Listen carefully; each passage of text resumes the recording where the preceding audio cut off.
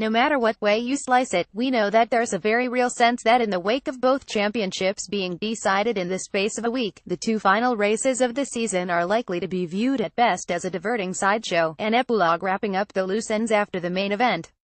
That, though, would be to miss a couple of key points about Brazil and Abu Dhabi.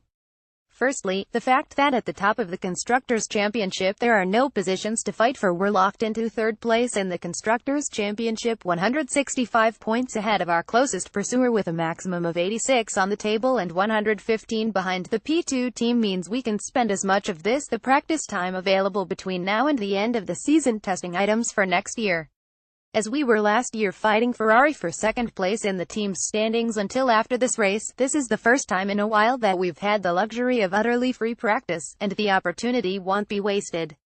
Also, this year's cars were a clean sheet exercise, with hardly any carryover from last season. This year, though, is different, and the car we've developed over the last 18 races is the platform well taken to 2018, and thus these two races present a good opportunity to try some extreme solutions we might have fought shy of in the heat of the championship battle, and also to bring updates already under development for 2018. It's a process that will hopefully allow us to hit the ground running when we take the RB14 testing late next February. The second important aspect is that these races are now probably about as pure as you can get in terms of racing.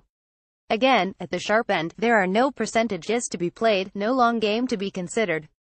In Brazil and Abu Dhabi, no one will be focusing their gaze further than Sunday afternoon. Well, be honest and say that we've been in that space for a while now, and it has reaped rewards, particularly with Max's win in Malaysia, his second place in Japan, and his win in Mexico. Indeed, his Takina prisoners overtaking moves on Lewis Hamilton in Japan and on Sebastian Vettel in Mexico are perfect examples of the kind of free-spirited racing we should see up and down the grid this weekend, as team orders are abandoned and game plans go by the wayside, at least among those not battling for sixth place in the team's standings. And after his heroics here in 2016, Interlagos might just be the best place to see Max in full flow.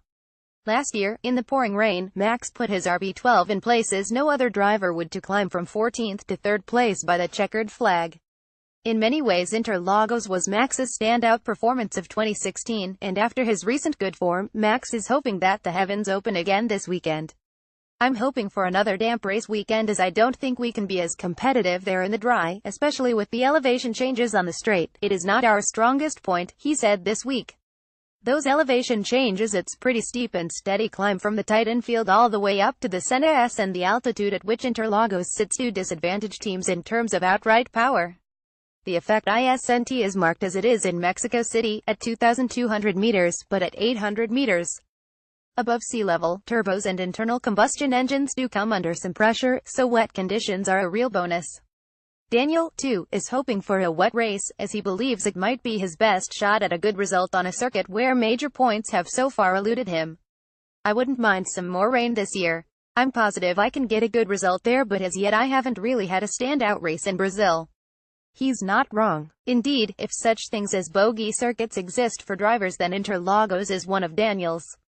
In 6 outings in Brazil, he's only finished in the points twice, P10 in 2013 and P8 last year.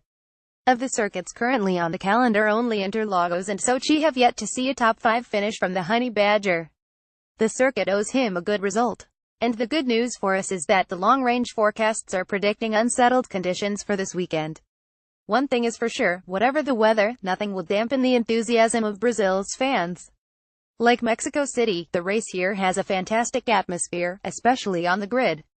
The grandstands are tied up against the catch fences at the edge of the track, and on Sunday afternoon the intensity of the drumming, chanting and singing is absolutely intoxicating. For any team member feeling slightly jaded at this point of the season, the Interlagos grid is guaranteed to revive a flagging spirit. You can be sure, too, that if there is excess lethargy in Sao Paulo this weekend, a good portion of it will stem from overindulgence in those two staples of Brazilian culinary culture, grilled meat and killer caipirinhas. A weekend in South America's largest city wouldn't be complete without a visit to one of its many great churrascarias, and for most of the paddock that means a branch of famous grill house, Fogo de Chão.